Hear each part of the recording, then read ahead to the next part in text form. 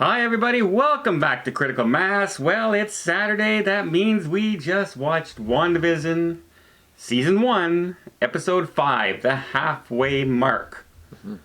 Only 9 episodes in this series. The halfway mark. I had a hard time getting through Episode 4. Mark? Well, wait a minute. Mark's going to tell us why he talks like that. But first, let's just roll the intro.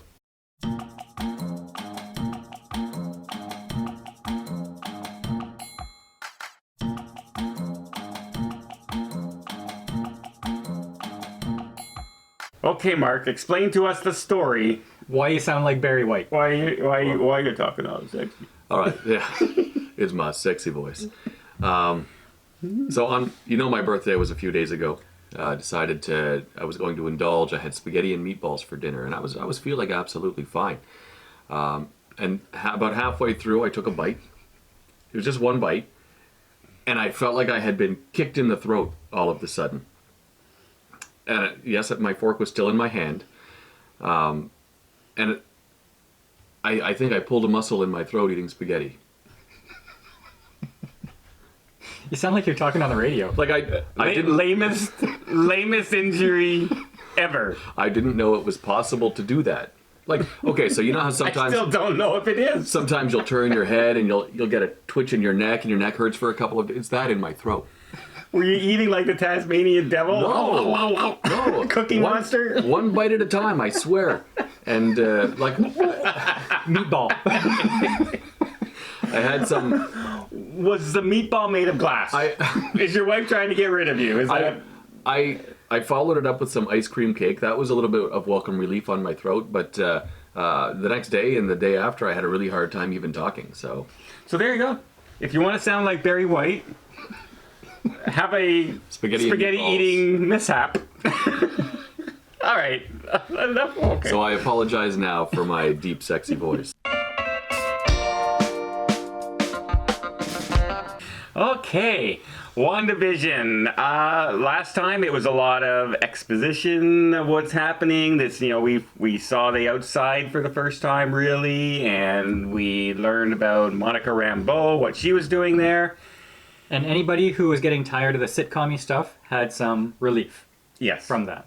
And then this week we kind of threw it back into the sitcom-y thing one more time for the 80s. Kind of sitcom and almost soap opera-y. I thought around it was, the end. I thought it was just right up there with Full House, Facts Alive, Family Ties, yeah, those. It was very, very early 80s sitcom. Yeah, all right. Yeah. Now, there were a lot of spoilers, here we go.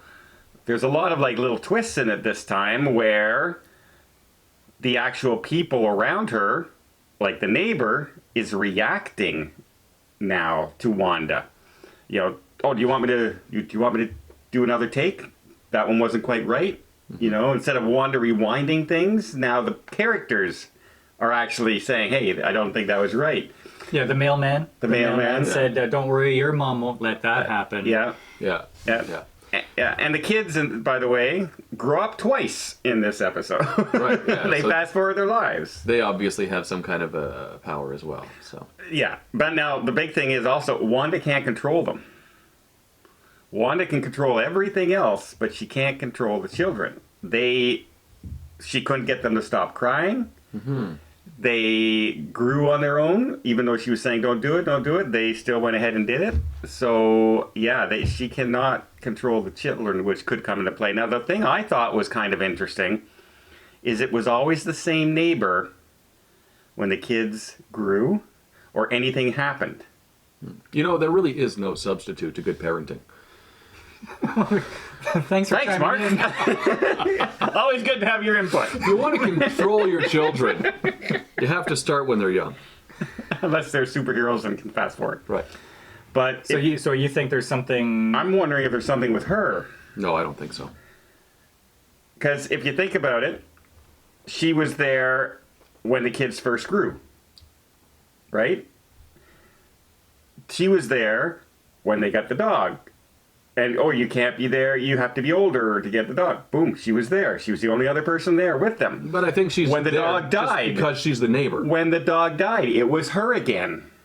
She was also there and told Wanda that Monica Rambeau didn't belong in the neighborhood.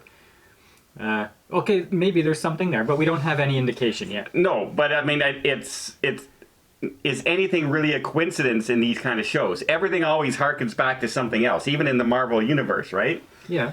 But So- also in sitcoms, you always have that one neighbor or best friend that is the co-star. But Yeah. we've met lots of other neighbors. And like the guy who was trimming the hedge was Those are right extras. there. Those are Norm is right there. He's his work buddy. But whenever anything happens with Wanda, Okay. Well, it seems to be her and we'll only have to her. see. We'll have to see. Yeah, Right? That's a wait and find out thing. I think It it is. might be coincidental, but you might be onto something. I might be, and I don't know. I think she might have some sort of input, some sort of power too. I think it's Just becoming curious. more than crystal clear that Wanda obviously has created the hex just to be with Vision. That's the whole deal. He was taken from her during Endgame, and the entire thing is just so they can be together. And it looks like she's kind of losing control now. Yeah, but at one point, when she's arguing with Vision, she's arguing that, do you think I could really do all of this by myself? Maybe. Okay, yeah, you can look at it literally like that. That- Or maybe she was just trying to Convince deflect. Yeah, convince him that, he's crazy. It could be, but like that doesn't. The way the argument rolled out, it didn't seem like at one point they were about to use their superpowers on each other. She had the fireballs ready to go. Now, something in the next episode will have changed because when she walked out of the hex, and it was a sort of a whitish colored force field, when she went back in, she did something and she changed it and it all turned red. So something is going to be different. Or did she just reinforce the force field so they couldn't get in? Possibly, but she did something. Yeah. Or is it just turned red because that's her powers and she opened it up to go in and close it? Because it ended there, so we didn't see anything after that going in. So it might not be Yeah, anything. I It think could she- be just her power. I think she doubled down. So. Now, this was 80s sitcom, and you will note this by they have that moment where she explains to the kids the moral of the story. Yeah. Right. Yeah. Yeah. And you saw that in every 80s sitcom. And I gotta tell you, the first 10 minutes of this show was awful.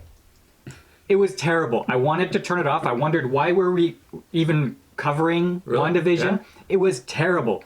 You had crying babies. You had jokes that were not funny in the least. Well, that's the 80s. Well, come on. Family Ties was still funny. Was it? Yes. Go watch it now. No, they were still funny. Go watch this it one, now. It's like they made no attempt to be funny at all.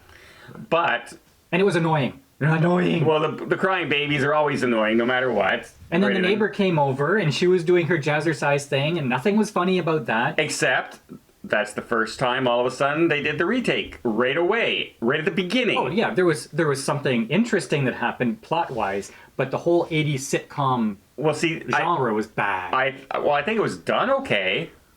What I think they're doing now is it's going to be interrupted more and more and more and more as we go along. I'm still convinced that they were branching off. 3/4 of the way through this, we saw credits roll in the kitchen.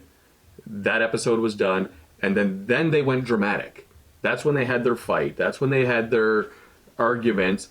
That was so soap opera-y to me. The rest of the sort of the episode was a soap opera after that. So you think they're going to stop with the sitcoms and go into more Drama. 90s, 2000 drama? Yeah. Could be. Well, we'll see. There's also a surprise drop-in guest at the end. Ish. We should talk We're about not gonna spoil that. We'll talk about that in the next episode. But Why shouldn't we talk about it? Well, it's something that people can think about on their own and be shocked at when they see it. It's not something that we necessarily have to talk about. But I mean, there's a callback to what happens to the family animal in this episode, and that's Okay, why there's another part of the 80s sitcom charm, I guess, is because she's trying to impart a message where she also has to learn that message. Right. So, but we don't have to talk about that it was a pretty big spoiler. People can make their own guesses, you know. Sure. All right. For this moment, we'll leave that one there alone. But, so, do you still think it's Wanda doing the whole 100% controlling? I do, but I think she's losing control of her Okay. machinations. What's the question? Do you think Wanda, thanks for paying attention. Wanda, is she the one in 100% controlling Yeah, this? absolutely. She's in control, but it's a lot to control, and she's probably using her abilities 100% of the time to their max capability. We found out in this episode that not only is she making people hallucinate things, well, we thought she was making people hallucinate, but everything that goes into this hex vortex, she's rejigging the actual genetic materials. So if somebody went in wearing a bulletproof vest, then their clothes have the aspects of that Kevlar in it. So she's actually manipulating everything, like in real life, and that's probably taking a tremendous amount of her power. Okay.